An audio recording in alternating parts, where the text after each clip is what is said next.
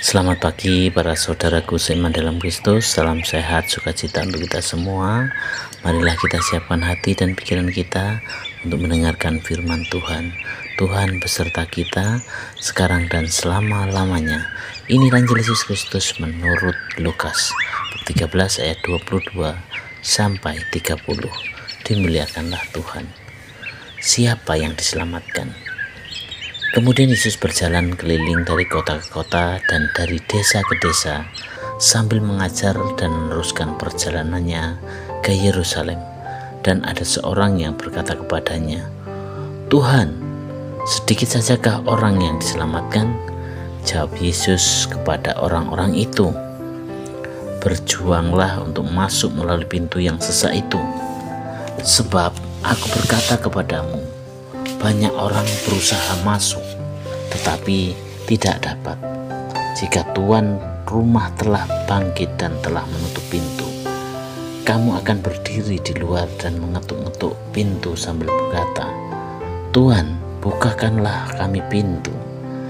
Dan ia akan menjawab dan berkata kepadamu, 'Aku tidak tahu dari mana kamu datang.' Maka kamu akan berkata, 'Kami telah makan dan minum di hadapanmu, dan engkau telah mengajar di jalan-jalan kota kami.'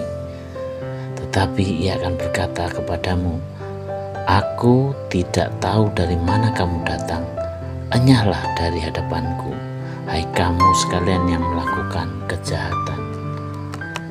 Di sanalah akan terdapat ratap dan gertak gigi, apabila kamu akan melihat Abraham dan Ishak dan Yakub dan semua nabi di dalam kerajaan Allah. Tetapi kamu sendiri dicampakkan keluar, dan orang akan datang dari timur dan barat, dan dari utara dan selatan, dan mereka akan duduk makan di dalam kerajaan Allah. Dan sesungguhnya ada orang yang terakhir yang akan menjadi orang yang terdahulu, dan ada orang yang terdahulu yang akan menjadi orang yang terakhir." Demikianlah Injil Tuhan. Terpujilah Kristus. Selamat pagi para saudara seiman dalam Kristus.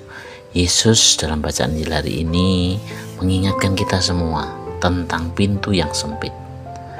Kita tahu bahwa banyak orang ingin masuk ke dalam kerajaan Allah. Namun pada kenyataannya tidak semua bisa masuk di dalamnya. Ini bukan berarti Tuhan menolak, tidak, tetapi karena tidak semua sungguh masuk berjuang untuk hidup sesuai dengan kehendak-Nya, sesuai dengan kehendak Tuhan. Saudaraku seiman dalam Kristus, pintu yang sempit bukan berarti bahwa Tuhan ingin mempersulit kita, tidak. Melainkan Tuhan ingin melatih iman kita, ketekunan kita, dan kesetiaan kita kepadanya. Masuk melalui pintu yang sempit berarti, pertama, berani jujur walau orang lain memilih jalan pintas. Yang kedua, kita tetap berbuat baik meski tidak dilihat atau dipuji oleh orang lain. Yang ketiga adalah mau mengampuni. Walaupun hati terluka, tetap saja kita harus berani dan mau mengampuni. Yang keempat adalah setia berdoa walau terasa kering dan tidak mudah karena banyak godaan dan tantangan. Saudaraku seiman dalam Kristus, Yesus tahu bahwa jalan menuju keselamatan tidak selalu nyaman, tetapi Ia juga menjanjikan setiap orang yang setia akan mendapat tempat di meja perjamuan bersamanya. Orang terakhir bisa menjadi yang terdahulu. Apa artinya? Bukan soal posisi, status, atau nama besar yang penting, melainkan hati yang rendah, tulus, dan taat kepada Tuhan.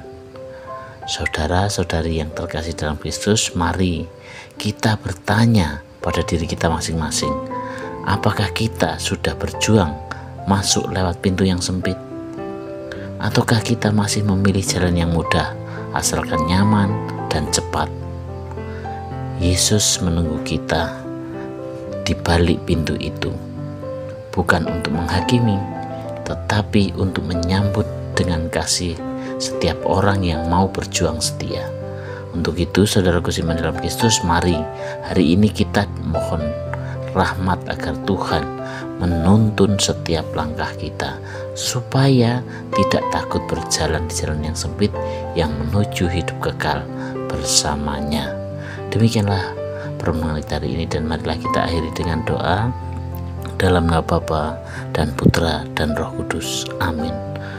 Tuhan yang penuh kasih, Engkau mengundang kami untuk masuk melalui pintu yang sempit. Berilah kami kekuatan untuk selalu setia, berani memilih yang benar, dan tidak mudah menyerah. Bimbing kami agar hidup kami semakin memuliakan-Mu, sampai kami Kau perkenankan duduk di perjamuan surgawi bersama-Mu. Amin. Dalam nama Bapa dan Putra dan Roh Kudus. Amin.